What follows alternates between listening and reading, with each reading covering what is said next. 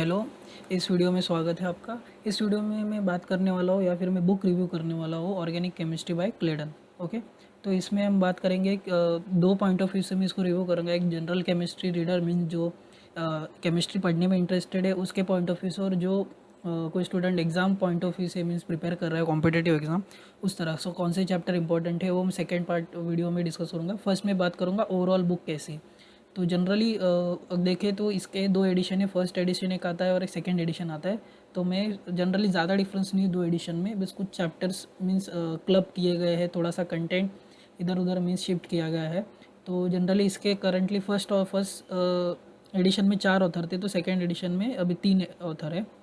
और जनरली अगर मैं बात करूँ, एक केमिस्ट्री रीडर है, साइंस रीडर है जो बुक उसको पसंद है रीड करना, मीन्स अगर नॉलेज चाहिए उस स्टूडेंट को या उस बंदे को, तो उसके लिए मैंने 3 क्राइटेरिया सेट किए हैं। 3 क्राइटेरिया के ऊपर मैं इसको रिव्यू करूँगा। First criteria presentation means design और स्ट्रक्चर, किस इस तरह कैसे इस बुक को डिज़ाइन और स्ट्रक्चर किया गया, आपके सामने प्रेजेंट किया गया है। देन नेक्स्ट है इसके कंटेंट, या फिर हम इसको एग्जाम्पल के बारे में बात करेंगे कि इस बुक में किस तरह से कंटेंट है, कौन से क्वालिटी का कंटेंट है। देन लास्ट और mean student point of view से देखिए किस तरह से लैंग्वेज है। मीन जनरली कुछ कुछ बुक का लैंग्वेज बहुत डिफ़िकल्ट होता है अंडरस्टैंड करना। कभी कभी अगर मैं लेमन लैंग्वेज में बात करूँ, बाउंसर जाता है कभी कभी बुक का लैंग्वेज। तो इन 3 पैरामीटर के ऊपर मैं बताऊँगा कि ये बुक अच्छी है या पढ़ने लायक है कि नहीं। ओके, तो फर्स्ट पॉइंट है आपका प्रेजेंटेशन। तो प्रेजेंटेशन या फिर डिज़ाइन और स्ट्रक्चर के बारे में बहुत ही मीन्स एक्सेलेंट बुक है। ओके, बिकॉज इसका जो मीन्स प्रेजेंटेशन करने का तरीका है, ऑथर ने जो बुक मीन्स डिज़ाइन किया स्ट्रक्चर के, जिस तरह से चैप्टर इन्होंने अरेंज किए स्पेशली, तो वो अच्छे से मीन्स डिफाइन करते हैं कि उन्होंने वो चैप्टर उस पोजीशन में या फिर उस सीक्वेंस में क्यों रखा है। जनरली मैंने सुना है कि जो क्लेडन के चैप्टर्स है वो रैंडमली अरेंज है, बट इसका ये एक्चुअली मेरे हिसाब से गलत बात है। अगर आप पढ़े, जनरली क्या करते हो बुक रीड करने के लिए, जब जनरली आप क्या करते हो कंटेंट पेज खोलते हो, इसमें चैप्टर देखते हो, डायरेक्टली चैप्टर पढ़ना स्टार्ट करते हो। लेकिन वो चैप्टर उस मीन्स 2 चैप्टर के बीच में या फिर 5th चैप्टर 6th और 4th के बीच में क्यों रखा है, उसका रीज़न उन्होंने कंटेंट के बाद एक 2-3 पेज का एक्सप्लेनेशन लिया है, organic chemistry and this book. तो उसमें आपको एक्सप्लेनेशन मिलेगा कि वो चैप्टर इस तरह से डिज़ाइन क्यों गए। स्टार्टिंग में आपको इंट्रोडक्टरी पार्ट मिलेगा, देन आपको बीच में स्पेक्ट्रोस्कोपी मिलेगा, देन थोड़े रिएक्शंस मिलेंगे, फिर से स्पेक्ट्रोस्कोपी या फिर फिजिकल पैरामीटर्स मिलेंगे, देन रिएक्शन मैकेनिज्म, उसके बाद एडवांस ऑर्गेनिक केमिस्ट्री स्टार्ट होता है। तो उन्होंने बताया कि वो चैप्टर इस तरह से रखे क्यों गए। तो जनरली जो चैप्टर्स का मीन्स प्लेसमेंट है, ये चैप्टर यहाँ पे होना चाहिए, चैप्टर मीन्स उस पोजीशन पे होना चाहिए, तो उन्होंने प्रॉपरली डिफाइन किया, प्रॉपरली उसको जस्टिफाई किया गया। तो क्लेडन के चैप्टर रैंडमली अरेंज नहीं है, उनको प्रॉपर वे में अरेंज किया गया है। तो आप कंटेंट के बाद जो जनरली इंडेक्स आप देखोगे 1 to 42 चैप्टर्स के, 1 to 42 फर्स्ट पेज में उन्होंने सबके टाइटल दिए। उसके बाद कंटेंट में हर चैप्टर का एक एक कंटेंट दिया है, सब डिवीजन। उसके बाद एक बुक पेज आता है प्रेफरेंस के बाद एक organic chemistry and this book करके आता है, 2-3 पेज का ये इंट्रोडक्शन है। तो उसमें लिखा है कि चैप्टर्स को कैसे डिवाइड किया गया है। ओके, कैसे डिवाइड किया गया और उनको किस तरह से अरेंज किया गया, तो उसका भी उन्होंने रीज़न बताया। तो ये मुझे अच्छी बात लगी कि जनरली कोई चैप्टर अगर आप बात करें, ये चैप्टर यहाँ पे क्यों रखा गया है, मीन्स एक चैप्टर के बाद दूसरा चैप्टर, अगर कोई न्यूक्लियोफिलिक सब्स्टिट्यूशन या फिर न्यूक्लियोफिलिक एडिशन एक पर्टिकुलर सब कॉन्सेप्ट के बाद क्यों रखा गया है, तो वो भी उन्होंने एक्सप्लेन किया है। नेक्स्ट है कंटेंट की बात मैं बात करता हूँ, तो एग्जाम्पल इसमें बहुत ही अच्छे मीन्स गुड क्वालिटी एग्जाम्पल है। ऑब्वियसली सबको पता है कि अगर आपने सुना होगा क्लेडन के बारे में, कॉम्पिटिटिव एग्जाम में क्लेडन से डायरेक्टली क्वेश्चंस आते हैं, तो उनका कंटेंट ऑब्वियसली अच्छा होता है। हायर लेवल पे भी ये रिफ़र की जाती है, बीएससी वाले भी पढ़ते हैं और एमएससी वाले भी पढ़ते हैं, तो इसका कंटेंट अच्छा है। ओके, देन स्ट्रक्चर, डिज़ाइन और स्ट्रक्चर की बात करूँ तो मीन्स उनका जो वे ऑफ प्रेजेंटिंग स्ट्रक्चर से, मीन्स रिएक्शन को उन्होंने रेड में प्रेजेंटेशन किया है, और जो जो इंपॉर्टेंट पॉइंट्स उनको येलो कलर में उन्होंने हाईलाइट किया है, बिकॉज रेड और येलो कलर हमारी ह्यूमन आई को बहुत इजीली कैच करते हैं। दैट्स वाई उन्होंने वो रीज़न भी दिया है कि रेड, मोस्ट ऑफ आपकी रिएक्शन रेड कलर में ड्रॉ किए, और जो कलरफुल बुक होती है वो आपको पढ़ने में ज़्यादा ईजी जाती है, ज़्यादा आप उससे एंगेज कर पाते हो। ओके, और लास्ट पॉइंट है इसमें लैंग्वेज, जो जनरली हम स्टूडेंट पॉइंट ऑफ व्यू से देखें कि लैंग्वेज किस तरह से, अगर लैंग्वेज ईजी टू अंडरस्टैंड है, आप बुक में इंटरेस्ट बना आपका बुक में इंटरेस्ट बन सकता है। ओके, तो एक मेन इंपॉर्टेंट पॉइंट है इसकी लैंग्वेज ईजी टू अंडरस्टैंड है, मीन्स बीएससी के बच्चे भी ये पढ़ सकते हैं। ओके, आपका इंटरेस्ट बना रहेगा। ओके, बुक में स्टार्ट से अगर चैप्टर 1 से स्टार्ट करते हो तो आपका इंटरेस्ट धीरे धीरे बिल्ड होता है। तो उन्होंने इस तरह से लिखा है कि जो रीडर है, कोई भी रीडर हो, उसका इंटरेस्ट आप साइमल्टेनियस उसका ट्रांजिशन फर्स्ट चैप्टर से सेकंड चैप्टर, सेकंड से थर्ड में होता जाए। ओके, ऐसा नहीं कि फर्स्ट चैप्टर पढ़ के लगे कि कुछ भी लिखा है मीन्स ठीक है पढ़ने के लिए ठीक है और छोड़ देते हैं रैंडमली किसी पेज पे, किसी दूसरे चैप्टर पे हम जंप नहीं करेंगे। ओके, तो वो transition generally from one chapter two other chapter, ये ट्रांजिशन बहुत अच्छे से होता है। ओके, आपको मीन्स इतना मीन्स बोलते हैं दिमाग पे इतना ज़्यादा स्ट्रेस लेने की ज़रूरत नहीं कौन सा चैप्टर पढ़िए। नो, ये जो फ्लो है चैप्टर्स का फ्लो बहुत इजीली आप इसको फॉलो कर सकते हो। ओके, तो general chemistry point of view से मैं देखो तो ये अगर मुझे केमिस्ट्री पढ़ना पसंद है और बुक मुझे पढ़ना पसंद है तो this will be go to book for reading your organic chemistry. आपके ऑर्गेनिक केमिस्ट्री फंडामेंटल पढ़ने के लिए बहुत इंपॉर्टेंट, साथ ही साथ एडवांस केमिस्ट्री आपको एडवांस ऑर्गेनिक केमिस्ट्री के टॉपिक आपको अंडरस्टैंड करने उसके लिए भी इम्पॉर्टेंट है। ओके, तो ये है मेरा फर्स्ट पॉइंट ऑफ व्यू जिसमें हम जनरल केमिस्ट्री रीडर के पॉइंट ऑफ व्यू से देखते हैं किस तरह से इसका डिज़ाइन मीन्स किस तरह से एग्जाम्पल डिज़ाइन किए, किस तरह से लैंग्वेज यूज़ की गई है। ओके, और किस तरह से कंटेंट है, किस तरह से प्रेजेंटेशन किया गया है बुक को। ओके, तो ये फर्स्ट था। अभी सेकंड पार्ट हम डिस्कस करेंगे कि कौन से चैप्टर आपके एमएससी एंट्रेंस एग्ज़ाम जो कि आईआईटी जैम और जो आपकी लेक्चरशिप या फिर जेआरएफ के exam that is CSR UGC net के लिए इंपॉर्टेंट है। ओके, तो यहाँ पे मैंने ऑलरेडी लिख के रखा है मीन्स मार्क करके रखा है कौन से चैप्टर्स आपको पढ़ने हैं। ओके, तो फर्स्ट चैप्टर है इंट्रोडक्टरी, आप इनको स्किप कर सकते हैं अगर आप स्ट्रिक्टली एग्जाम के लिए प्रिपेयर करें। तो फर्स्ट चैप्टर है आपका डिटरमाइनिंग ऑर्गेनिक स्ट्रक्चर। तो यहाँ पे आपका फंडामेंटल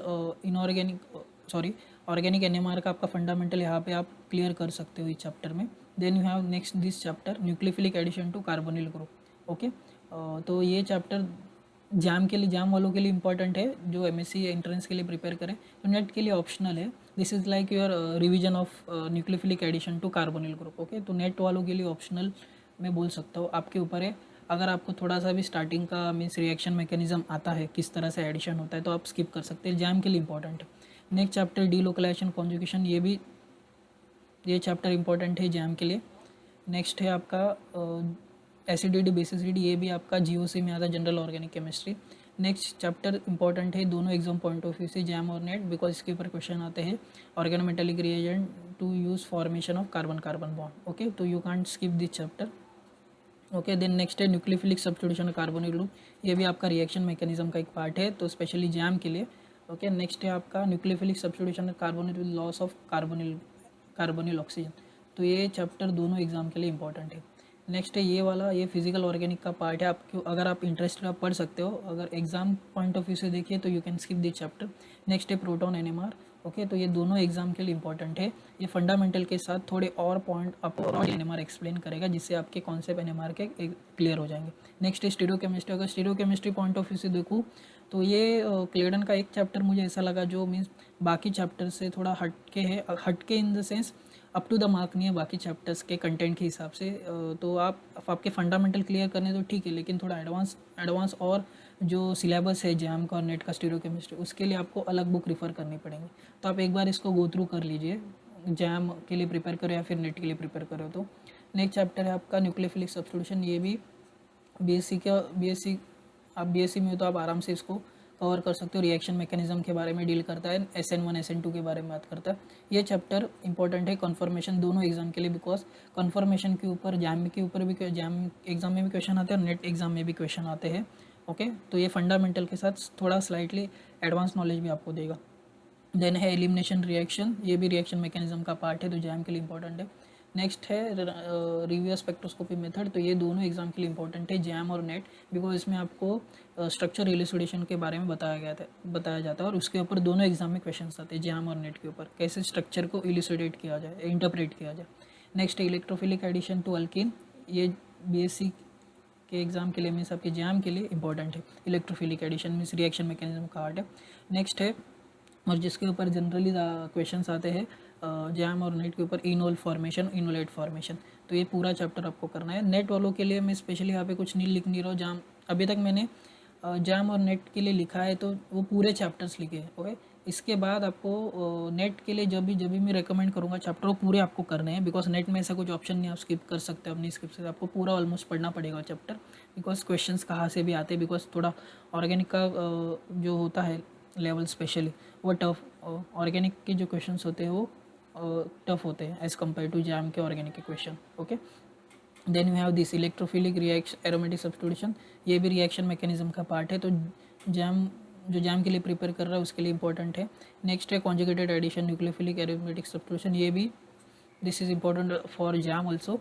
ओके, नेट वालों के लिए ये सब जहाँ जहाँ पे मैंने जैम लिखा वो नेट वाले भी पढ़ सकते हैं अगर आपको अपने फंडामेंटल क्लियर करने ऑर्गेनिक केमिस्ट्री के। ओके, अगर आपके क्लियर नहीं है तो ये सब पढ़िए। ओके, ऐसा नहीं कि कुछ छोड़ सकते, आपको फंडामेंटल क्लियर करने हैं तो। देन नेक्स्ट है कीमो सेलेक्टिव प्रोटेक्टिव ग्रुप, तो आप देख सकते हैं हम ऑलमोस्ट क्लेडन में नियरली 42 या 43 चैप्टर्स है, वेट 42 है, 43 है आई थिंक, या 43 है, 43 है, 42 है, 43 है, तो हम नियरली मिडवे पहुँचे हैं। ओके, 22 तक हो गया। अभी इसके बाद जैम के लिए हर चैप्टर करना इतना ज़रूरी नहीं, आपको बहुत सेलेक्टिवली पढ़ना है। ओके, लेकिन नेट के लिए यहाँ से थोड़ा मेन पार्ट आपका स्टार्ट होता है। ओके, नेट के लिए आपको प्रिपेयर करना है तो यहाँ से आपके सब चैप्टर्स ऑलमोस्ट इंपॉर्टेंट हो जाते हैं, कुछ कुछ आप मिस कर सकते हैं, स्किप कर सकते हैं। तो नेट के लिए जो भी चैप्टर्स है वो पूरे आपको करने पड़ेंगे। जैम के लिए आप इसमें से कुछ कुछ पार्ट यहाँ पे मैंने लिख के रखा है कि कहाँ तक करना है। तो नेक्स्ट है कीमो सेलेक्टिविटी, तो नेट के लिए तो पूरा चैप्टर इंपॉर्टेंट, जैम के लिए आपको कीमो सेलेक्टिविटी पूरा करना पड़ेगा, और जो प्रोटेक्टिंग ग्रुप है उसमें आपको एसिटाइल करना पड़ेगा, मीन्स कीटो कार्बोनिल ग्रुप को कैसे प्रोटेक्ट करते हैं यूजिंग डायोल। ओके, इसमें बहुत सारे अदर भी means higher advance protecting group भी है, वो आपको ज़रूरत नहीं अगर जैम के लिए प्रिपेयर करो। नेक्स्ट है रिजियो सिलेक्टिविटी दोनों एग्जाम के लिए इंपॉर्टेंट है। ओके, जैम और नेट पूरा चैप्टर। नेक्स्ट है अल्काइलेशन ऑफ इनोलेट, ये नेट के लिए तो पूरा इंपॉर्टेंट, जैम में इसमें आप, और ये सेकंड वाला रिएक्शन ऑफ इनोलेट और कार्बोनिल कंपाउंड, यहाँ पे फर्स्ट चैप्टर में इसके बाद अल्काइलेशन ऑफ इनोलेट की बात करूँ तो इसमें आप एलडीए इनोलेट मीन्स एलडीए का यूज़ करके आप इनोलेट बनाते हो, तो वो रिएक्शंस आपको इस चैप्टर में इंपॉर्टेंट है। नेक्स्ट चैप्टर दोनों एग्जाम के लिए इंपॉर्टेंट है, नेट और जैम।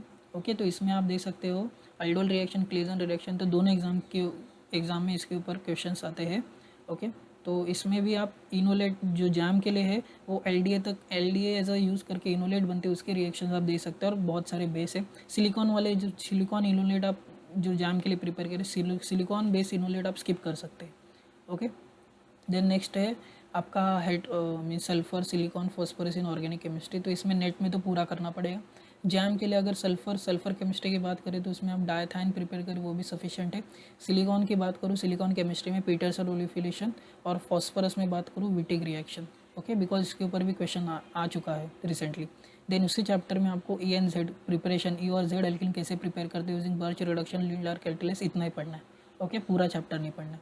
नेक्स्ट है aromatic heterocyclic reactions, means pyridine pyrrole और फ्यूरान के ऊपर आप इलेक्ट्रोफाइल या इलेक्ट्रोफाइल सब्स्टिट्यूशन करते हो, कौन सी पोजीशन पे होता है, तो दोनों एग्जाम के लिए इंपॉर्टेंट है चैप्टर, तो पूरा चैप्टर दोनों एग्जाम के लिए इंपॉर्टेंट है। नेक्स्ट चैप्टर जहाँ पे सिंथेसिस की बात है, तो दोनों एग्जाम के लिए यहाँ पे मैंने लिखा ओनली सिंथेसिस। अभी ओनली सिंथेसिस का मतलब है इसमें सिर्फ सिंथेसिस पढ़ना है, मीन्स A+B गिव C, तो ये वाला अप्रोच आपको पढ़ना है, बिकॉज यहाँ पे जो अप्रोच यूज़ किया है ऑथर ने, ये रेट्रोसिंथेसिस वाला अप्रोच किया है, मतलब आपको C को ब्रेक करना है A+B में। तो जनरली आपकी बुक की स्टार्टिंग में अगर कोई आपको पिरिडिन मॉलिक्यूल दिया है तो आपका ये इस तरह से होगा, C आपका ये होगा, फिर इसको ब्रेक करके A and B, तो जनरली मैं रिकमेंड करूँगा ये वाला आप पढ़े। इसके बाद C को A और प्लस A और B में कन्वर्ट करने के बाद ये फिर से एंड में ये पूरी रिएक्शन बताते हैं, तो आप ये वाला पार्ट पढ़े जिसमें सिर्फ सिंथेसिस किया, बिकॉज अगर ये आपको पूरा चैप्टर पढ़ना है तो आपको पहले रेट्रोसिंथेसिस पढ़ना पड़ेगा। ओके, रेट्रो, देन इसके बाद इसके लिए तो मेरा रिकमेंडेशन ये चैप्टर में सिर्फ सिंथेसिस पढ़िए, किस तरह से सिंथेसिस होते हैं। रेट्रोसिंथेसिस वाला अप्रोच मत पढ़िए, डायरेक्टली सिंथेसिस देखिए। ओके, पर्टिकुलर, तो सेलेक्टिव इसमें पढ़ना है दोनों एग्जाम के लिए। देन नेक्स्ट है सैचुरेटेड हेटेरोसाइक्ल स्टीरियो इलेक्ट्रॉनिक, तो नेट के लिए तो पूरा पढ़ना है। जैम वालों के लिए आप रिंग क्लोजिंग बॉल्डविन स्वरूप पढ़ सकते हैं, मीन्स 5 मेंबर 6 मेंबर एक्सो एंडोट्रिक, ये पढ़ सकते हैं इसमें। ओके, नेक्स्ट है स्टीरियो सिलेक्टिविटी इन साइक्लिक मॉलिक्यूल, तो जैम के लिए इसमें जो चैप्टर का मीन्स नियरली लास्ट पार्ट है आइडोलैक्टोनाइजेशन और epoxidation using MCPB stereo selective, ये इंपॉर्टेंट है इस चैप्टर में, जो आई थिंक लास्ट होगा यहाँ पे। ओके, तो लास्ट सेक्शन है ये चैप्टर का, तो आप पढ़ सकते हैं, स्टार्टिंग वाला आप यू कैन स्किप। नेक्स्ट है डायस्टीरियो सिलेक्टिविटी, तो इसमें नेट के लिए तो इंपॉर्टेंट है, one of the important chapter for net. Okay, इसमें भी जैम के लिए आप क्रैम्प रूल तक पढ़ सकते हो। ओके, इसके बाद फेल्किन मॉडल से स्टीरियो सेलेक्टिव एल्डोल है, आपकी ज़रूरत नहीं, तो आप स्टार्टिंग का पार्ट क्रैम रूल तक आराम से इसको कर सकते हो। देन नेक्स्ट है पेरीसाइक्लिक। तो सिलेबस में आपके डिल सल्डर दिया है और पेरीसाइक्लिक सिग्माट्रोपिक दिया है और आप इलेक्ट्रोसाइक्लिक। तो यहाँ पे नेट के लिए तो इंपॉर्टेंट है दोनों चैप्टर। तो जैम के लिए आप यहाँ पे Diels Alder along with Diels Alder with endo rule, यहाँ तक जैम के लिए इंपॉर्टेंट है। ओके, इसके बाद ये 2+2 थर्मल मेकिंग 1-2 डाई आपके जाम के लिए नहीं है, this is not for a jam syllabus. Okay, आप डील सेल्डर करिए, वही वहाँ तक ही सफिशेंट है। नेक्स्ट चैप्टर है सिग्माट्रोपिक और इलेक्ट्रोसाइक्लिक। तो नेट के लिए तो इंपॉर्टेंट है पूरा चैप्टर। जाम के लिए 3 सिग्माट्रोपिक शिफ्ट करिए, ये वाला पार्ट जाम के लिए होगा। ओके, जिसमें वो क्लेजन रीअरेंजमेंट के बारे में बात किया है, ये वाला पार्ट एक्चुअली नेट के लिए है। इलेक्ट्रोसाइक्लिक की बात करूँ तो इलेक्ट्रोसाइक्लिक में आप रिंग क्लोजिंग और रिंग ओपनिंग बस देख के जाइए, बस ज़्यादा डिटेल में इसमें पढ़ने की ज़रूरत नहीं। ओके, नेक्स्ट चैप्टर एक ये दोनों एग्जाम के लिए इंपॉर्टेंट है, इसके ऊपर इसमें से भी डायरेक्टली क्वेश्चन आते हैं। तो जाम के लिए आप इसमें से पार्टिसिपेशन करिए और रीअरेंजमेंट करिए। फ्रेगमेंटेशन नेट के लिए ज़्यादा इंपॉर्टेंट है। ओके, नेट में भी इसके ऊपर क्वेश्चन आते हैं। तो जैम के लिए आपको बस इसका मीन्स 2/3 चैप्टर करना है, पूरा चैप्टर नहीं करना। नेक्स्ट है रेडिकल रिएक्शन। सिंस आपको जो आपने रिएक्शन मैकेनिज्म 22 चैप्टर देखा, तो उसमें आपको कार्बन आयन कार्बोकैटायन दिखेगा। तो ये radical reaction means carbon radical की रिएक्शन दोनों एग्जाम के लिए इंपॉर्टेंट है। तो आपको पूरा चैप्टर करना पड़ेगा whether you are preparing for JAM और नेट। देन नेक्स्ट है आपका सिंथेसिस ऑफ कार्बिन, एक 4th इंटरमीडिएट है। तो इसमें नेट में तो पूरा करना पड़ेगा कार्बिन के ऊपर जो रिएक्शंस आती है। ओके, जैम में आप यहाँ तक ही करिए नाइट्रेंस। ओके, बस जो लास्ट वाला पार्ट है नेट के लिए स्पेशली मेटाथीसिस। ओके, तो यहाँ तक आपका जैम का में सिलेबस कंप्लीट होता है। जैम अगर आप जैम के लिए प्रिपेयर करो तो this is more than sufficient. Okay, और जो दो ये वाले चैप्टर है ऑर्गेनोमेटेलिक केमिस्ट्री और symmetric, this is only exclusive for net, only for net. Okay, ये जैम के लिए नहीं है। अगर आपको इंटरेस्ट है पढ़ने में you can read, but I will not recommend कि आप अभी रीड करिए। एमएससी में जाकर ऑब्वियसली आपको पढ़ना ही है अगर नेट के लिए प्रिपेयर कर रहे हो। और एक जो लास्ट चैप्टर है ऑर्गेनिक केमिस्ट्री लाइफ, ये नेट के लिए मैंने ऑप्शनल रखा है बिकॉज अगर इन टर्म ऑफ बोलूँ मैं कि ये बायो ऑर्गेनिक केमिस्ट्री तरह है, तो आपको सेलेक्टिवली अगर मैं रिकमेंड करूँ शुगर इसमें से पढ़िए और नेचुरल प्रोडक्ट। ओके, ज़्यादा मीन्स एक्स्ट्रा पढ़ने की ज़रूरत नहीं, ये भी ऑप्शनल है, आपको पढ़ना है तो पढ़िए, अदरवाइज यू कैन स्किप। तो लेकिन जो ये असिमेट्रिक, ये one of the important topic of your, बोलते हैं ना, इसको मैं डबल स्टार मार्क करता हूँ। इसमें से क्वेश्चंस आते हैं हर बार असिमेट्रिक और ऑर्गेनोमेटेलिक केमिस्ट्री के ऊपर। ओके, तो ये था मेरा रिव्यू रिगार्डिंग क्लेडन। ओके, तो इसमें मैंने कौन से चैप्टर दोनों एग्ज़ाम के लिए इंपॉर्टेंट है, एमएससी एंट्रेंस एग्ज़ाम और नेट एग्ज़ाम के लिए, साथ ही साथ ये book means on an average किस तरह से बुक है पूरी, फर्स्ट चैप्टर जो 43 चैप्टर, ये भी मैंने थोड़ा और भी बता दिया कि किस तरह से इसके कंटेंट है, किस तरह से इसकी लैंग्वेज है। अगर आपको ऑर्गेनिक अपनी स्ट्रॉन्ग करनी है तो आप इसको आप फर्स्ट रीड करें, then go for other reference book. Okay, foreign author में एक ही बुक मुझे अच्छी लगी पढ़ने की ऑर्गेनिक में, बहुत सारे ऑर्गेनिक की बुक्स है, जेरी मार्श है, कैरी सैंडबर्ग है, देन आपकी कैरोथर है, जोफिल नान्स है, और 2-3 बुक्स है बहुत सारी, माइकल स्मिथ की बुक है modern organic synthesis, then you have और 2-3 मुझे याद नहीं आ रही, आई थिंक या पॉला ब्रूस है, एलजी वेड है। तो उसमें उससे ज़्यादा ये बुक मुझे ज़्यादा अच्छी लगी for preparing your organic chemistry. Okay, तो this is about the review of Clayden, organic chemistry by Clayden. अगर आपको ये वीडियो पसंद है, इस वीडियो को लाइक करें, शेयर करें और मेरे चैनल को सब्सक्राइब ज़रूर कीजिए। Thank you.